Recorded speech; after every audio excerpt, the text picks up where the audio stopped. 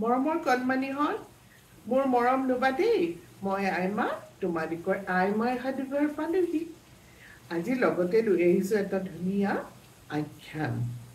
তোমালোকৰ গৰমৰ বন্ধ 1 তাৰিখৰ পৰা হ'ব চাগে, কিছুমানৰ অকণমান দেৰিও হ'ব পাৰে, কিন্তু এই গৰমৰ বন্ধৰ দিনকেইটাত তোমালোকেনো কি কাম কৰিবা তাৰ এখন তালিকা বনাইছানে?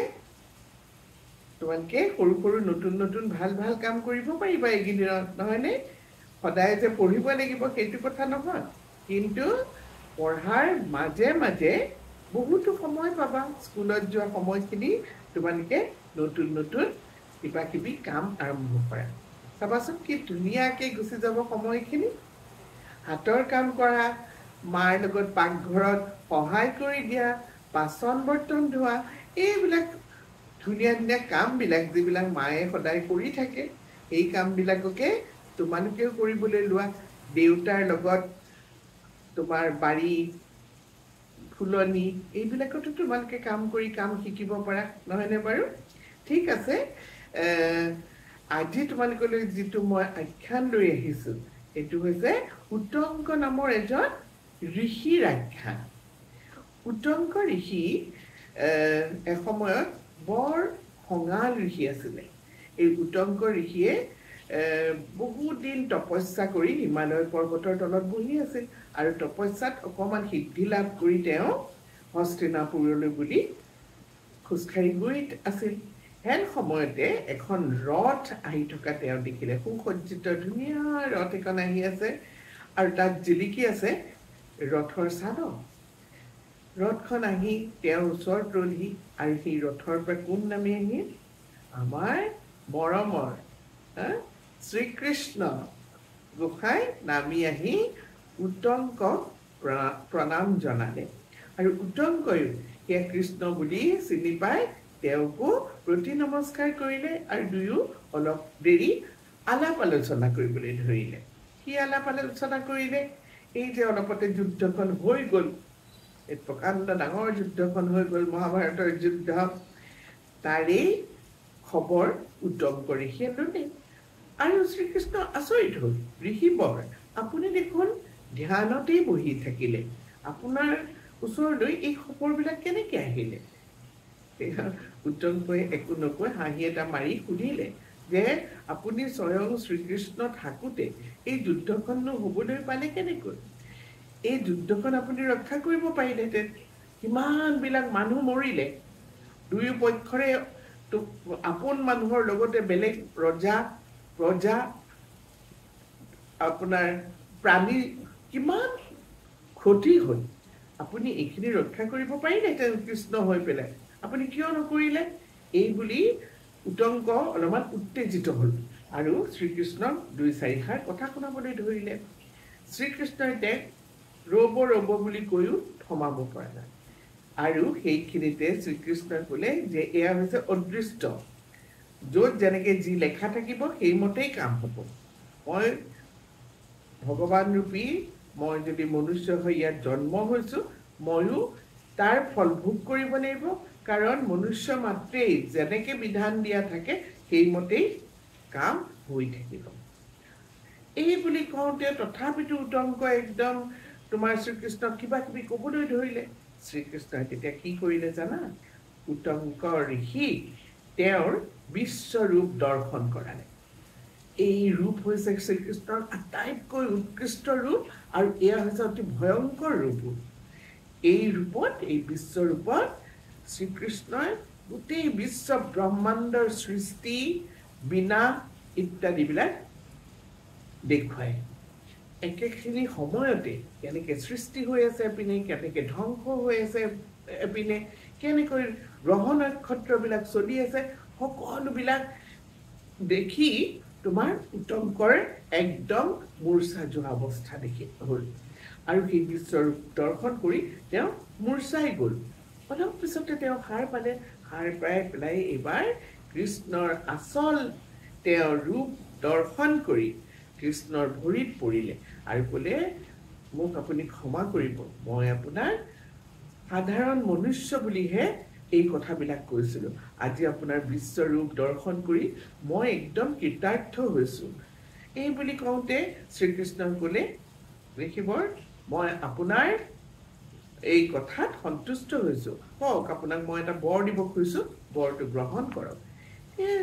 তোমাৰ উত্তংক ঋষিয়ে ক'লে, নাই নাই, মোক কোনো বৰ নালাগে। আজি মোক যি আপুনি দৰ্শন দিলে সেয়াই হৈছে মোৰ কাৰণে আটাইতকৈ ডাঙৰ প্ৰাপ্তি।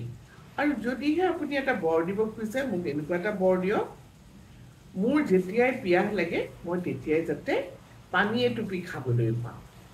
শ্ৰীকৃষ্ণ সেই মিচিকীয়া হাঁহি মাৰি তেওঁ তথাস্তু বুলি কৈ তেওঁ সেই ঠাইৰ পৰা বেলেগ দিশলৈ প্ৰস্থান কৰিলে। আৰু ঋষিয়ে এনেকেই হস্তিনাপুৰ পালেগৈ। আৰু এটা সময়ত ঋষিয়ে অনাই বনাই যেতিয়া হাবিয়ে বননিয়ে ঘূৰি ফুৰিছিল, সেই সময়ত এদিন তেওঁৰ খুব পিয়াহ লাগিল। পিয়াহ লাগোতেই তেওঁ মনতে ভাবিবলৈ ধৰিলে, শ্ৰীকৃষ্ণই দেখোন মোক হেৰি দিছিলে, বৰ দিছিলে, পানী পিয়াহ লাগিলে যাতে মই পানী খাবলৈ পাওঁ। ক'ত বা পাওঁ এতিয়া পানী? এইখিনি সময়তে এজন চণ্ডাল ৰূপী, চণ্ডাল মানে কি জানা? চণ্ডালবিলাক হৈছে তেওঁলোকে কি কৰে, সদাহ, মানুহৰ মৃত্যুৰ পিছত যেতিয়া মানুহৰ দেহটো জ্বলাবলগীয়া হয়, সেই কাম শ্মশানৰ এই চণ্ডালসকলে কৰে। চণ্ডাল এজনে এটা তোমাৰ চামৰাৰ বেগত পানী লৈ আহি আছিল, আৰু পিছে পিছে এটা কুকুৰো আহি আছিল। আৰু তেওঁ আহি যেতিয়া ঋষিৰ ওচৰ পালে, তেতিয়া ঋষিক ক'লে যে আপোনাৰ পিয়াহ লাগিছে যেন পাইছোঁ, মই বহুত দূৰৰ পৰাই গম পাইছোঁ আপোনাৰ পিয়াহ লাগিছে, মই সেইকাৰণে পানী আনিছোঁ আপোনালৈ, দিয়ক এয়া পানী লওক, মই পানী দিছোঁ, খাওক। উত্তংক ঋষিৰ খং উঠিলে, এজন চণ্ডালে পানী আনিছে, তাকো আকৌ চামৰাৰ বেগত, লগত আকৌ কুকুৰ এটাও লৈ আহিছে। মই এজন ঋষি হৈ মই কেনেকৈ পানী গ্ৰহণ কৰিব পাৰোঁ? তেওঁ লগে লগে ক'লে, নাই নাই, তোমাৰ কেনেকৈ সাহস হ'ল মোক পানী যাচিবলৈ? মইতো পানী তোমাৰ পৰা নেখাওঁ।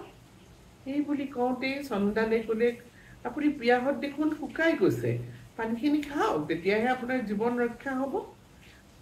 তোমাৰ ঋষি একদম এডামেণ্ট, তাৰমানে ঋষিয়ে পানী গ্ৰহণ নকৰিলে। আৰু এই যে চণ্ডাল ৰূপী তোমাৰ মানুহজন তৎক্ষণাৎ সেই ঠাইৰ পৰা অদৃশ্য হৈ গ'ল। এইবাৰ তোমাৰ কি হ'ল? উত্তংকৰ মনলৈ সংশয় আহিলে, ইয়া নিশ্চয় কাৰোবাৰ চাল চাতুৰি। এই চণ্ডালজন তৎক্ষণাৎ ইয়াৰ পৰা নাইকিয়া হৈ গ'ল যে। এই বুলি ভাবোঁতেই তেওঁ শ্ৰীকৃষ্ণক স্মৰণ কৰিল, আৰু শ্ৰীকৃষ্ণ আহি তেওঁক দেখা দিলে। শ্ৰীকৃষ্ণই ক'লে, উত্তংক, তোমাৰ পিয়াহৰ পানী মই পঠিয়াই দিছিলোঁ, তুমি কেলেই নেখালা? তেওঁ ক'লে যে মই চণ্ডালৰ হাতৰ পৰা, আপুনি কওকচোন কেনেকৈ পানী গ্ৰহণ কৰোঁ? তেতিয়া শ্ৰীকৃষ্ণই অতি সুন্দৰভাৱে হাঁহি পেলাই ক'লে, এয়া আছিলে চণ্ডাল ৰূপী ইন্দ্ৰ। মই যেতিয়া আপোনাৰ কথা ক'লো যে আপোনাক আচলতে স্বৰ্গত স্থান দিব লাগে, ইন্দ্ৰই তেতিয়া নাই নাই, এটা পৰীক্ষা নোলোৱাকৈ মনুষ্যগণক আমি স্বৰ্গত স্থান দিব নোৱাৰোঁ। শ্ৰীকৃষ্ণই বোলে কি পৰীক্ষা ল'ব? বোলে মই এটা পৰীক্ষা লওঁ, মোক আপুনি অনুমতি দিয়ক। এই বুলি কোৱাত মই ইন্দ্ৰক অনুমতি দিলোঁ, আৰু ইন্দ্ৰই আপোনাৰ পৰীক্ষা ল'বলৈ স্বৰ্গৰ পৰা নামি আহিছিলে চণ্ডাল হৈ, লগত কুকুৰ এটা আৰু চামৰাৰ বেগত পানী আনিছিলে। আপুনি সেই পানী গ্ৰহণ নকৰিলে। সেয়া আছিলে অমৃত, অমৰত্ব পাবৰ কাৰণে ইন্দ্ৰই সেয়া পানী হিচাপে লৈ আহিছিলে, কিন্তু আপুনি গ্ৰহণ নকৰিলে, ঘিণ কৰি। আচলতে আপোনাৰ এতিয়ালৈকে স্বৰ্গত স্থান পাবলৈ জ্ঞানেই হোৱা নাই। গতিকে আপুনি তপস্যা কৰি সেই জ্ঞান এতিয়ালৈকে আহৰণ কৰিব পৰা নাই। আপুনি মনুষ্যৰ মাজত আপুনি ভেদাভেদ কৰিছে, কুকুৰক আপুনি প্ৰাণী, তেওঁৰ মাজতো মই আছোঁ, কিন্তু সেই কুকুৰকো আপুনি ঘিণ কৰিলে। পানী যিটো পাত্ৰত আনিছে সেয়াও আপুনি ঘিণ কৰিলে। গতিকে আপুনি যে নিজকে এতিয়াও শ্ৰেষ্ঠ বুলি ভাবি আছে সকলোতকে, সেয়াই হৈছে আটাইতকৈ আপোনাৰ ডাঙৰ ভুল, আৰু সেয়াই হৈছে অজ্ঞানীৰ কাম। জ্ঞান প্ৰাপ্তিৰ কাৰণে আপুনি আকৌ তপস্যাত বহিব লাগিব। সঁচা জ্ঞান যিদিনাখন পাব, আপুনি সেইদিনাখনেই স্বৰ্গলৈ যাব পাৰিব। এই বুলি কৈ শ্ৰীকৃষ্ণ অন্তৰ্ধান হ'ল। তেতিয়াহে ঋষিৰ মনলৈ ভাৱ আহিলে, হয়, মোৰ ভিতৰত এতিয়াও অহংকাৰ আছে, সেইকাৰণে হয়তো মই স্বৰ্গপ্ৰাপ্তি এতিয়াই কৰিব হোৱা নাই। সেইবুলি তেওঁ আকৌ হিমালয় পৰ্বতলৈ গৈ তাত বহি বছৰ বছৰ ধৰি তেওঁ আকৌ ধ্যানমগ্ন হ'ল, আৰু এটা সময়ত তেওঁ জ্ঞান আহৰণ কৰিল, আৰু কি পালে? মুক্তি পালে, আৰু শ্ৰীকৃষ্ণই তেওঁক স্বৰ্গত স্থান দিলে। সেইকাৰণে মইনাহঁত, আমাৰ মনুষ্য মানে হৈছে সকলো একেই, প্ৰাণী জগতখনো একেই। আমাৰ মাজত দয়া নাথাকিলে আমাৰ শিক্ষা ধন আমাৰ একো কামত নাই। সেয়াই আচলতে এই কাহিনীটোৰ দ্বাৰা বুজুৱাবলৈ চেষ্টা কৰা হৈছে। ঠিক আছে মইনাহঁত, মই আইমা এতিয়া তোমালোকৰ পৰা বিদায় লৈছো। কুশলে থাকা।